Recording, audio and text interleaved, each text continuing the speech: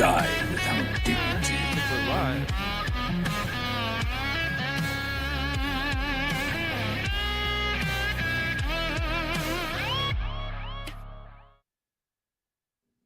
Let's fucking go. That's what I'm talking about. And this one, Oh, yes, sir. you gotta go. I would love to hear your Gotta go, input, sir. You gotta go. You Go. gotta go, he says. But also, wait, Pseudo's not up here no more. Huh? Where'd he go? Pseudo Master Chef's not up here. Because I got a 1v1 as well. But it was against Pseudo Master Chef, and he's not up here anymore. So you gotta pick someone else for the 1v1. His phone might have, What's gonna happen? broke or whatever. I don't know. Just gotta wait till they answer. But until we get an answer, where were we on this? I think it kind of ran its course. We started going into the weeds a little bit. But. Well, I brought up the whole business model of social media companies. Their algorithmic design, they create addictive features that, they reward outrage. You see that clearly go on X. It's all outrage, and it's rewarded by the algorithm. So should And they then when be people held see that liable? when people see that their accounts are rewarded by the algorithm when they post something racy or sexually driven. Oh, you can put them. You could just put then they're going to What if you're outraged by because they're getting by that dopamine hit. But isn't that like every company's? No, but he's absolutely business correct. model? Like there's no deterrent at all. Like you can lol That's count actually every day if you want. every food product, like that's Oh, exact all their advertising is like trying to get you that dopamine, that short-term dopamine hit, trying to get you to eat their product more and more. Like this is most But the business problem, models. but the all right, problem boys. is 1 that minute when you're because we feeding your got stomach- a Being a homophobic 1v1 bigots. They're right not now. putting it in your cart, 1v1 bro. request, and Pseudo Master Chef has joined us back. You're using social All right. media. So let's get ready for that.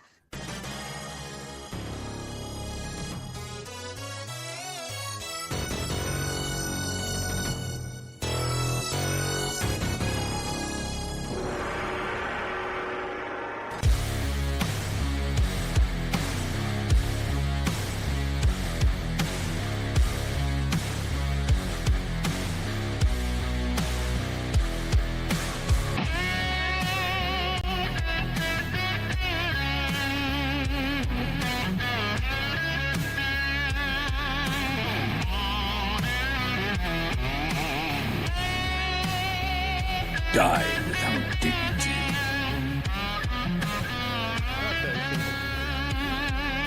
They always put up fever.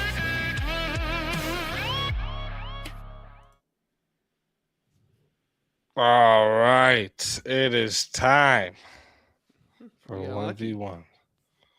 We gotta find a topic for us. Gotta find a topic for us here. Wait, are you there?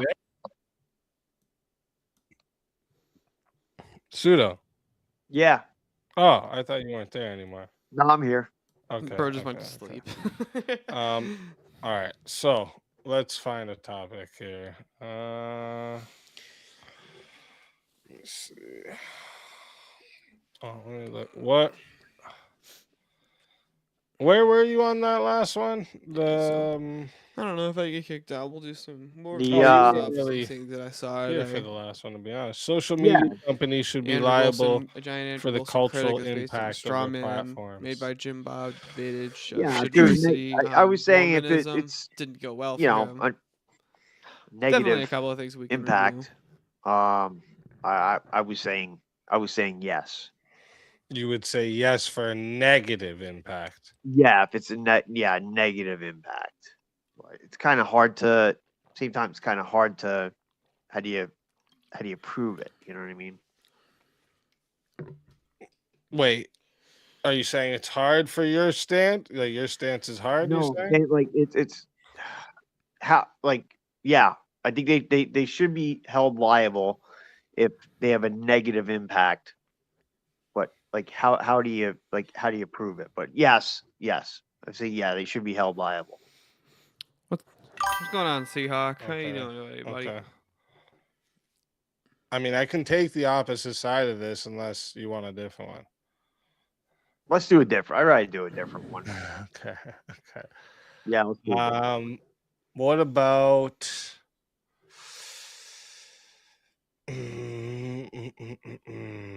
You see my rantings today on X about There's that dude who some of just these it's totally gonna be hard to strawmanned take Andrew. the opposite side on, but it's okay. Immigration was should wild, that be. video. Oh, what the fuck? What the fuck I do? Uh-oh, you broke But your I just stream. put that. Oh, immigration should be restricted to preserve cultural identity. Yes. Yeah, I'm gonna take. I'll take the affirmative on that. Go You ahead. take the easy. affirmative on this? Okay. Yeah. This is gonna be fun to Should watch. be restricted. Yep. All right. Chat, listen up. All right. This is how it's gonna go.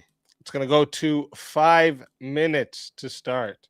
Okay. If you guys want to add on a minute, it is $10 Not gonna to lie, add this would be really a funny to minute. just It make is easy argue 60 for 40 if you want to be minutes. the solo judge. If we don't get a solo judge, it's gonna go to the chat poll, and the loser of the poll will lose their soul. Pseudo, good luck to you, sir. And since you're taking the affirmative on this stance, I'll let you go first. Okay.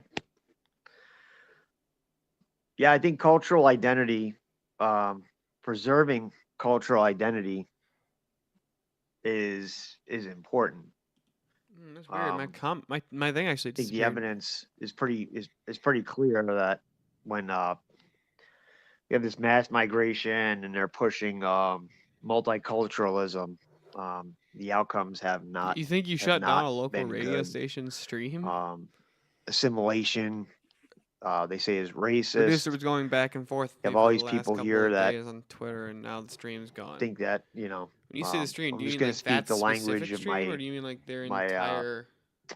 native land that I hated so much that I had to escape it and come Like their to entire thing is the gone. United States of America. You still wanna learn to speak English. Why was this considered a reply? This was a post. I mean,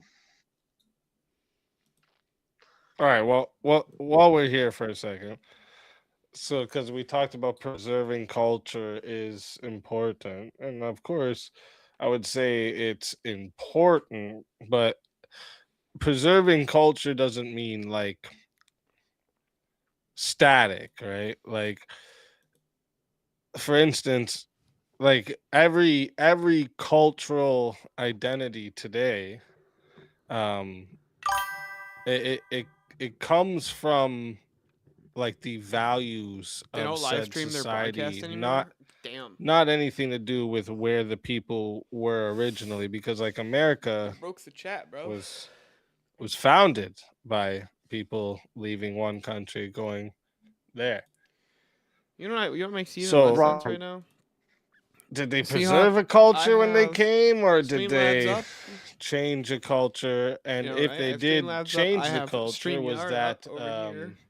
bad or I've good? got I don't think my they changed the channel, culture. chat, I think they my brought some ex, things Easy's with them, Easy's but live stream pull up for his chat, 'cause I like Italian engaging with his chat 'cause Americans, they're Irish fun to talk- they're fun to Americans, engage with. German Americans, they came here. My They computer's- learned the language. My rig's not Yeah, they might struggling at have. all. Yet They, yesterday, they, you know, there during the was middle of the definitely fucking some debate, positive fucking tripped the things, breaker like 3 great food. times. I had Italian changed nothing food, since yesterday well, about my all setup. except the Irish. Tripped the breaker 3 I'm times. part Irish. I'm but I convinced don't it think was there's Video really a whole Ninja lot 'cause of it's a good shitty Irish it's a food shitty besides platform. corned beef and cabbage. But That's what I blame. yeah, I mean, there's good things, but when I say cultural identity, I kind of look at it as far as America is like an experiment. We're the most unique country in the world. I understand the whole melting pot thing. Yeah, but even if we look at other countries that aren't so much as a No, melting I'm not an pot, expert on breakage right? either. I've done a They little bit of they electrician have work, new but people arrive to their countries too, and they don't automatically fall. What I would say is, if if your if your culture was able to collapse or completely change because like new people come, is that like actually like a can I share strong my culture, or is account? that just a culture that like went No, dude, it's a brand new apartment building. unchallenged and Built within the last like 5 years. Well, I think slipped through? if you go back It's never to, happened I before. mean, look at It's like never people happened came here since. I from actually think came that Video here Ninja was from just drawing too different much places power and arrived at Ellis Island. on my We're for my talking rig. about a Dude, like totally it runs like I different, hate like Video much Ninja. It smaller runs like amount shit. of people. It makes the computer have to Hmm. work I way mean, harder than look, StreamYard like does. I don't have the numbers in front of me, but like percentage Like I wise, wish Jimbo I would have just um, used StreamYard. It'd I be mean, so now much better. we take in over 1 million people a year legally. Well, at least you have a Um, fucking house, Seahawk. I'm still stuck in an apartment. This shit uh, sucks. I mean, but if you're gonna say other countries or other countries that survive it, I mean, look at the Look, damage I'm thinking done about to the this right. Like, I UK don't from understand people importing who Well, that's why we all need these like there minerals. would be like who have like so like 20,000 posts I'm on not like X. totally against like what you're My saying account's here. I understand over what you're 2 years trying to old, say. You're and there's like basically saying like a big 215 number of posts, immigration is going to erode the social cohesion. and most of my Is posts are this just like like in replies and the shit. culture that is there already kind of deal? Um, but so here's the thing: Good to hear you're married, if Seahawk. if you That's had good, a man. if you had a good like institutions and shared norms in the country already, Easy's still and then you trying had to argue this policies like position. integration, a certain type of education I'm not that doing has well. to happen during immigration, um, some type of like a civic duty for everyone, like a mandatory civic duty for everyone, right? Like if this was if these policies were put in place, immigration Where's my phone and at? I'm just gonna use cultural my phone. change would never have to be put into the same sentence because we would have a strict policy on integrating them into our shared cultural norms. Right now, what the problem is, we're not doing that part. Yeah, I can agree with that, but I think we got to a point where it became forced on us, um, between the overwhelming amount of illegal immigrants that flowed into this country, which we had absolutely no say on. Um, we had no way to enforce anything. I mean, basically, they just came here, claimed asylum, and they just disappeared off, you know, into the shadows. So we had no say in it. Same thing with all these immigrants that come in under the was it HB1 visas as farm workers. Mm. Uh, there's we don't have any of those. We really don't have any say in it anymore.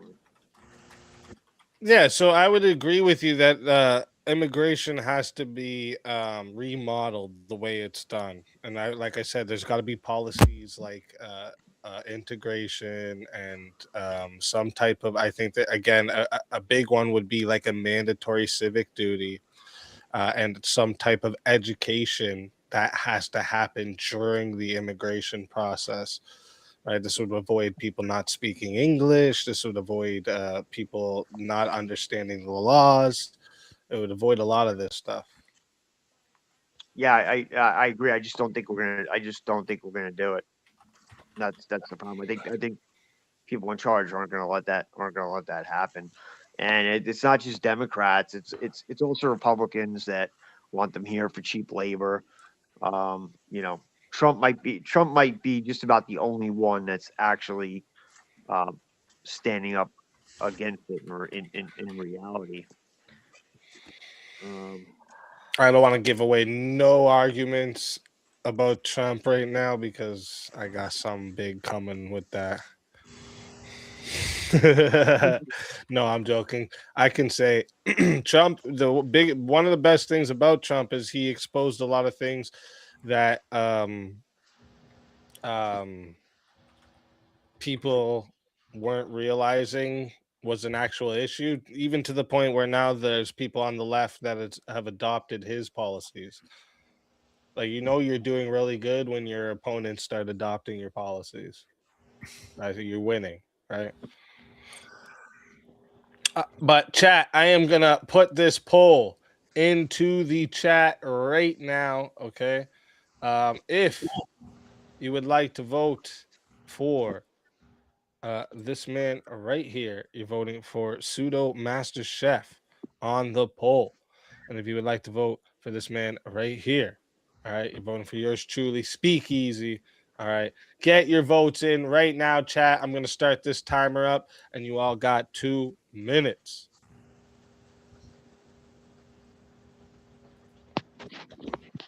Why is everyone else so silent? None of y'all got anything about this? Oh, I was Checking on my dinner. yeah. What was the prompt again? Easy. Oh, what was the prompt? It was immigration should be restricted to preserve cultural identity. Oh, Yeah. To be fair, I don't think it should just be restricted. Just that's not the only reason I think it should be restricted. Is just to preserve cultural identity. I think there are many reasons, but I think our cultural identity is important. are they not supposed to assimilate? Wouldn't that include that? Well, the fact that it's your culture and not theirs would beg 38,000 question. Seahawk? That's freaking It's within wild. their right dude. to oppose that is the a lot. enforcement.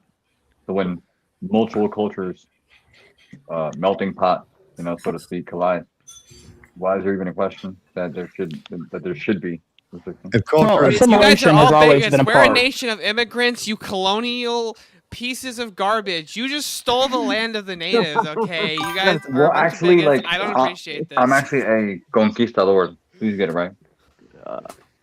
My so grandpa you're a came Spanish to Ellis bigot. Island. Okay.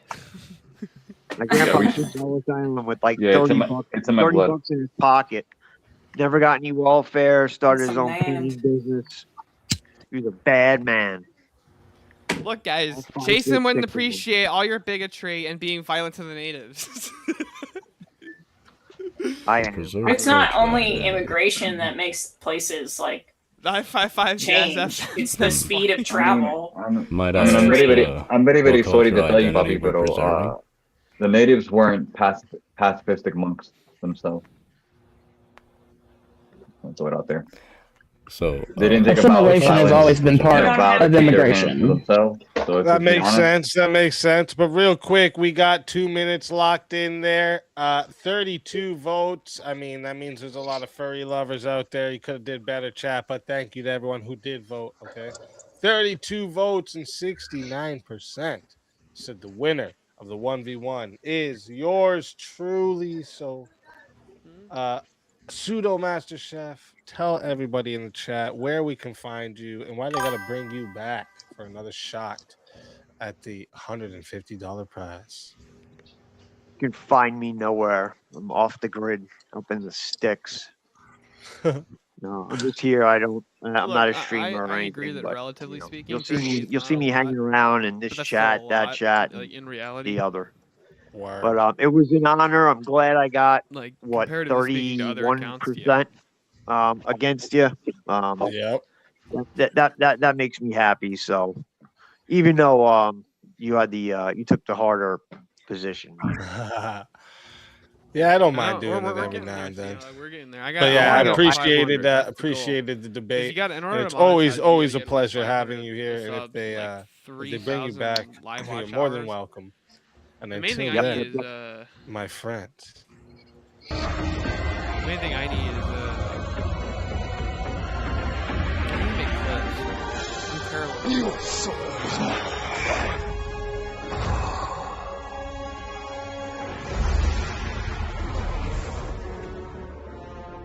Fatality. Another soul added to the save of souls. And that's how it goes on Verbal Combat Friday, baby. Now, let me look at the back here quick because I know we had someone in the green room, I think, before. Yeah. Yeah. So, Bricky, I got to move you back to the green room. Sorry. I know it stinks there. I know. I just had to make sure I had the right order here.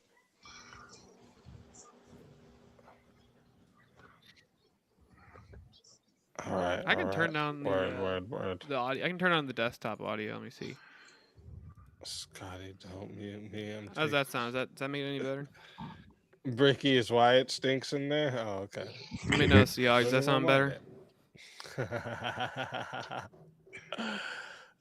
Shit. Okay, hold up. Let me see.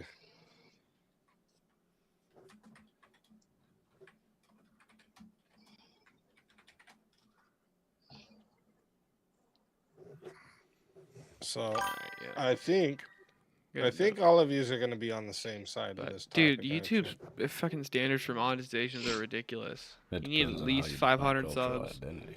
You need at least like 3,000 watch hours.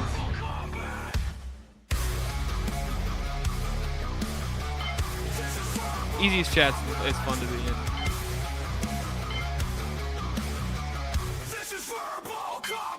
I love Easiest chat. Honestly, my favorite chat is still probably Jim Bob, but Get over here! I love being in Jim Bob's chat, but I love Easy's chat too. Mostly just because Easy's, the Jim Bob's chat, every time somebody comes in and starts being a heretic, we just all tell them to shut up.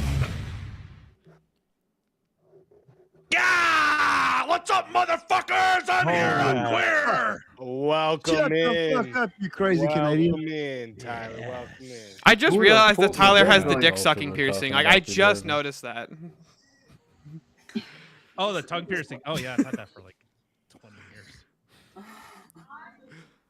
I think you're the Larry. gay one for thinking of getting your dick sucked by seeing a guy with his tongue piercing. That's true. Just, Yeah, Yeah. fuck Steelborn. Just say it. Ain't nothing gay about getting your dick sucked. No, I'm just kidding. That's still super gay. Don't get me wrong. It's super gay to do that. Look, it's Tyler Bob from Canada. Welcome. It is I.